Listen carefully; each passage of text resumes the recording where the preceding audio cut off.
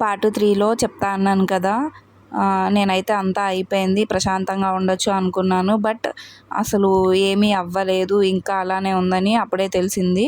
So నేనైతే నా day routine చూపిస్తూ నేను మీతో అయితే ఏం జరిగిందనేసి షేర్ చేసుకుంటాను. వీడియో అక్కడ స్కిప్ చేయకుండా ఎండ్ వరకు చూసేయండి ఫ్రెండ్స్.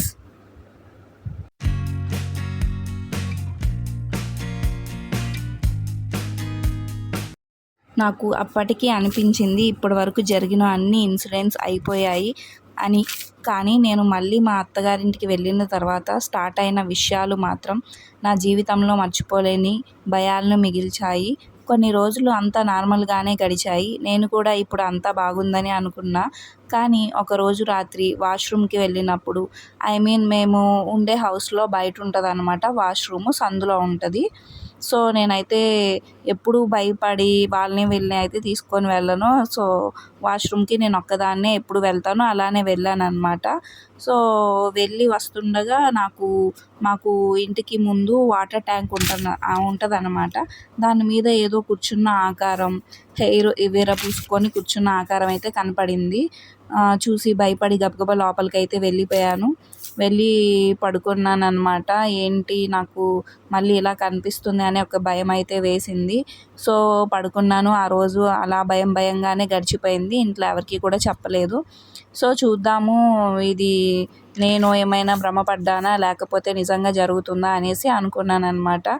సో నెక్స్ట్ డే కూడా అట్లనే నైట్ వాష్రూమ్కి వెళ్తే ఒక్కసారిగా ఆ ఆకారం అనేది నా కళ్ళ ముందుకి వచ్చి అలా వెళ్ళిపోయింది ఫ్రెండ్స్. ఇక చూడండి నా భయం మామూలుగా లేదు. ఇంకా గబగబా లోపలికి వెళ్ళిపోయి మా హస్బెండ్ని లేపి చెప్పానన్నమాట. చెప్తే ఇంకా అత్తయ్య, హస్బెండ్ అందరూ లెగిసి చూశారు, కానీ అక్కడ ఏమీ లేదు. సో ఏం కనిపించింది, అది నాకే కనిపించాలని రాసి పెట్టుందేమో, నన్నే భయపడతాయి. నా జీవితంలో ఎందుకు ఇలా జరుగుతుందో నాకైతే అస్సలు అర్థం కాదు.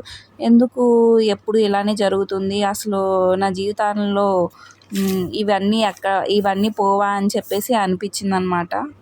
నాకు అలానే భయంగానే ఉంటున్నాను ఆ ఇంట్లో అయితే. నెక్స్ట్ డే ఏమైందంటే, మాకు పక్కింట్లో ఒక ఆంటీ ఉండేవాళ్ళు అనమాట. ఆవిడ మాతో చాలా బాగా మాట్లాడేవాళ్ళు. ఏజ్ వచ్చేసి 50 ఇయర్స్ అట్లా, 50 అబోవ్ ఉంటాయి. సో ఆవిడ నాతో రోజు మార్నింగ్ మాట్లాడేవారు. ఒకరోజు నైట్ 7కి వర్షం, రైనీ సీజన్ అనమాట. అప్పుడు బాగా ఫుల్ వర్షం పడుతుంది, కరెంట్ అయితే తీసేశాడు. అయితే ఆమెను వాళ్ళ మరదలు ఇద్దరు కలిసి వేరే చోటకి వెళ్ళడానికి రోడ్ అయితే దాటుతుంటే బస్సు అయితే గుద్దేసింది ఫ్రెండ్స్. ఆంటీ అయితే అక్కడికక్కడే చనిపోయారు. ఒక పక్కన ఈ భయాలే అంటే మనతో రోజు మాట్లాడేవాళ్ళు సడన్గా అట్లా చనిపోతే ఇంకెలా ఉంటుందో మీరే చెప్పండి. నేనైతే చూడడానికి కూడా వెళ్ళలేదు, నిజంగా అంత భయం వేసింది. నెక్స్ట్ ఇంకా చూడండి ఫ్రెండ్స్, ఆంటీ రోజు మాట్లాడే అలవాటు కదా, ఇంకా చూడండి నాతో మొహంలో మొహం పెట్టినట్టు, నవ్వినట్టు, నాతో మాట్లాడినట్టు, ఇంకా భయంకరమైన కళలు ఆంటీయే వస్తున్నారు కళలో రోజు పడుకుంటే. ఇంకా చూడండి నేనైతే నాకు మార్నింగ్ లెగంగానే ఫుల్ ఫీవర్ వచ్చేసింది, మోషన్స్, మెడ నొప్పులు, తలనొప్పి. ఇంకా అసలు 1 మంత్ లెగలేదు ఫ్రెండ్స్ నేనైతే, 1 మంత్ లెగలేదు. సో అలా మా హస్బెండ్కి భయం వేసి ఇంకా మా అమ్మ వాళ్ళ ఇంటికి పంపించేశారు. సో ఇల్లు అయితే షిఫ్ట్ అయిపోదాం అని చెప్పేసి ఇంకా నేను కూడా వెళ్ళిపోయాను అనమాట. వెళ్ళిపోయి అక్కడే ఉన్నాను. తర్వాత నెక్స్ట్ మా హస్బెండ్ అయితే హౌస్ చూసి షిఫ్ట్ అవుదాం అని చెప్పేసి హౌస్ చూసి అయితే నన్ను తీసుకొని వెళ్ళారనమాట. ఇంకా హమ్మయ్య, ఇంకా ఇక్కడైనా సరే ఏమీ జరగకుండా ఉంటాయని ఎక్స్పెక్ట్ చేసి వెళ్ళాను ఆ హౌస్కి కూడా. కానీ వెళ్ళిన కొన్నాళ్ళు అక్కడ కూడా బాగానే ఉంది.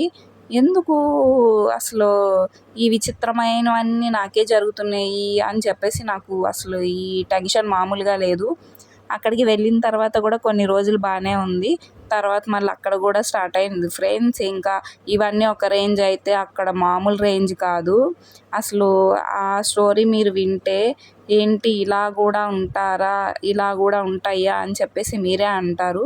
నేనైతే ఆ స్టోరీని పార్ట్ 4లో చెప్తాను, ఎందుకంటే ఇక్కడే కంటిన్యూ చేయలేను అంతా అనమాట. ఇంకా అదే ఫైనల్. ఇంకా పార్ట్ 4లో అయితే నేను అసలైన స్టోరీ అక్కడే ఉంటుంది, అది చెప్తానన్నమాట. అంతే ఫ్రెండ్స్. పార్ట్ పార్ట్ 4 కోసం అయితే వెయిట్ చేయండి. అండ్ ఇలాంటి సిచ్యువేషన్స్ ఇలాంటివి మీరు ఎప్పుడైనా ఫేస్ చేశారా అని చెప్పేసి నాకు ప్లీజ్ కామెంట్లో అసలు కామెంట్ చేయండి. నాకే ఎందుకు ఇలా జరిగాయని ఇప్పటివరకు కూడా నాకు ఆన్సర్ దొరకలేదు. ఇప్పుడైతే నా రొటీన్ అయితే కంటిన్యూ చేసేద్దాం.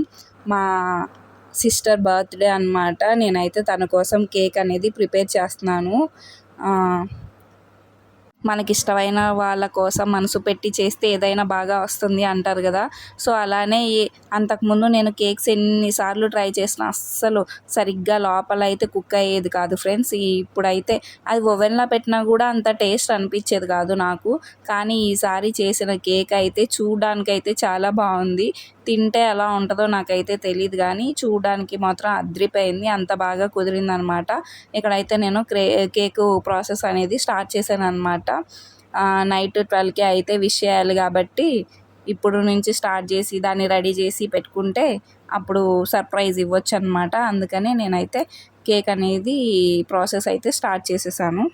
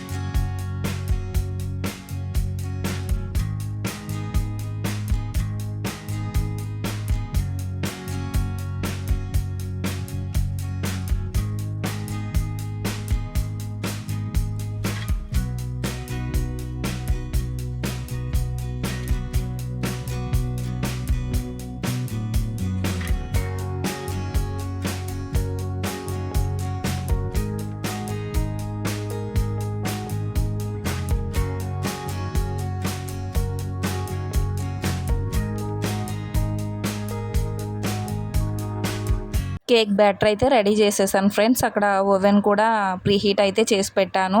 ఇంకా మనం ఇవన్నీ చేసిన తర్వాత సామానం అయితే మామూలుగా ఉండవు కదా. ఏదో చిన్న పని చేసినట్టు ఉంటుంది కానీ సామానం మాత్రం మామూలుగా అవ్వవు. ఏవైనా కుక్ చేస్తే ఇంకా గ్యాస్ పొయ్యి మీద ఏమన్నా పడినాయి అంటే అప్పటికప్పుడు క్లీన్ చేసేయాలి, లేకపోతే ఇరిటేషన్ వచ్చేసిద్ది అనమాట.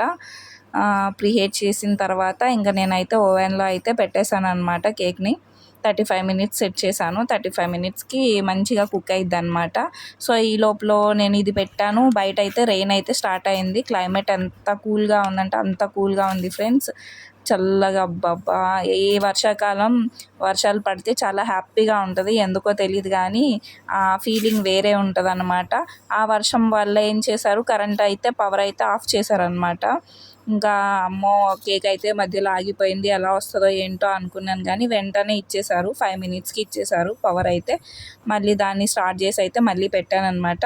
కేక్ అయితే సూపర్గా వచ్చింది ఫ్రెండ్స్. డెకరేషన్ కూడా బాగా చేశాను. సెలబ్రేషన్ వీడియో ఏమి ఇందులో యాడ్ చేయట్లేదు. అంతే ఫ్రెండ్స్. నా మార్నింగ్ రొటీన్ చూశారు కదా. పార్ట్ 4లో అయితే కలుద్దాం. బాయ్.